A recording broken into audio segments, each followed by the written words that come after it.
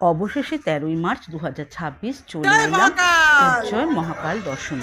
প্রায় ১৩০০ টাকা per day AC room book করে ফেললাম। ৪ জনের জন্য যথেষ্ট বড়, নিট অ্যান্ড ক্লিন, সবটাই বেশ পছন্দ হলো সবারই।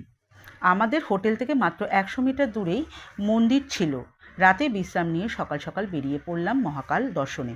২০০ টাকার একটা ডালা নিয়ে আমরা শীঘ্র ২৫০ টাকার একটা দর্শন লাইনে চলে গেলাম। জেনারেলে যেতেই পারতাম, কিন্তু একটু কাছ থেকে অনেকক্ষণ ধরে বাবাকে দর্শন করার ইচ্ছে, আর সিঙ্গার আরতি দেখলাম অনেক সময় ধরে। তারপর সেখান থেকে একটা টোটো ভাড়া করলাম, লাগলো ৫০০ টাকা করে। প্রথমে গেলাম কাল ভৈরব মন্দিরে। আর মন্দিরের এই দেখুন কত সুন্দর মন্দিরের ভিতরটা। এতটা কাছে থেকে দেখব বলেই কিন্তু ওই ২৫০ টাকার একটা টিকিট করেছিলাম।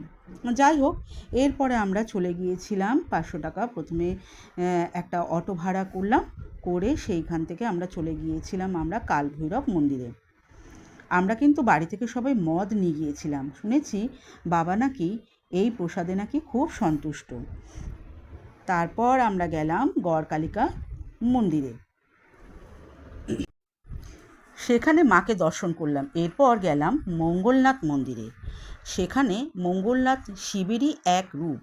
ভাত দিয়ে বাবাকে পুজো দিতে হয়। জীবনে মঙ্গলদোষ কাটানোর জন্য আরও অনেক কিছুর জন্য এখানে পুজো করা হয়। আমাদের পৃথিবীর নাভি বলা হয় এই উজ্জয়নকে। এখানে কর্কটক্রান্তি রেখা গেছে। তারপর চলে গেলাম সন্দীপনী আশ্রমে। এখানে শ্রীকৃষ্ণ আর সখাদের নিয়ে পড়াশোনা করছেন। এর মধ্যে আমি একটু বলে রাখি, আমার ভিডিও ভালো লাগলে লাইক, কমেন্ট, শেয়ার করে পাশে থাকা বেল আইকনটি টিপে আমাকে আরও উৎসাহিত করবেন ভালো ভালো ভিডিও দেখবার জন্য। আর সবার আগে যাতে আপনি ভিডিওগুলো দেখতে পারেন, তাই কারণের জন্য কিন্তু এই লাইক, সাবস্ক্রাইব করে আমার পাশে থাকবেন। এরপরে চলে গিয়েছিলাম আমি সন্দীপনী আশ্রমে। সেখানে শ্রীকৃষ্ণ সখাদের নিয়ে পড়াশোনা করেছেন। এইসব দেখতে দেখতে বেশ বেলা হয়ে গেল। ঢুকলাম একটা রেস্টুরেন্টে, একটা নিরামিষ থালি। ২০০ টাকা ছিল সেই প্লেটগুলো। সেখানে ছিল পুদিনা চাটনি, ভাত, ঘি মাখানো রুটি, ডাল, পনিরের তরকারি, ছাঁচ, সুজি, নারকেলের লাড্ডু আর ডাল চুরমা। দোকানের মালিক স্বয়ং এসে উপস্থিত। সে দেখিয়ে দিল কিভাবে সেটা খাওয়া যায়। নতুনত্ব জিনিস, খুব স্বাদ ছিল।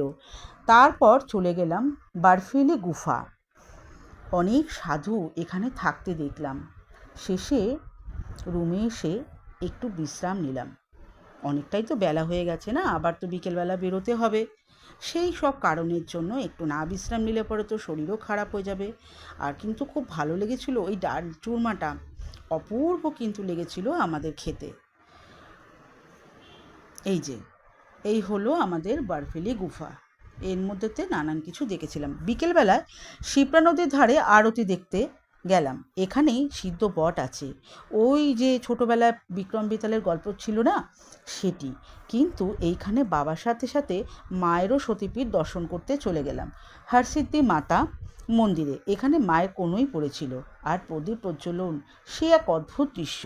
চতুর্দিকে কাসর, ঘণ্টা, ঢাক, ঢোল, আর সেখানে বাড়া গণেশও ছিল। সব দেখে আমরা মহাকাল মন্দিরের করিডরে ঢুকে গেলাম। মহাদেবের নানান রকমের মূর্তি আর আলোর ফোয়ারা, এসব দেখতে দেখতে ওখানকার একটা বড় পাঁপড় খেলাম। কি বড় আর অন্যরকম স্বাদ! এত কি আর ঘোরা যায়? পায়ে হেঁটে অবশেষে বিনা পয়সায় ই-রিকশায় চড়ে বসলাম। ১৯শে অক্টোবর ২০২২ আমাদের প্রধানমন্ত্রী নরেন্দ্র মোদী এই করিডোর উদ্বোধন করেছেন আর দর্শনার্থীদের জন্য সুব্যবস্থা করেছেন। শেষে ভারত মাতা মন্দিরের সামনে ৮০ টাকা করে উজ্জয়নের সম্পূর্ণ ইতিহাস সিনেমা রূপে দেখে হোটেলে ফিরে এলাম। আসছি পরের ভিডিওতে। ততক্ষণ একটা লাইক দিয়ে আমার পাশে থাকবেন। ধন্যবাদ।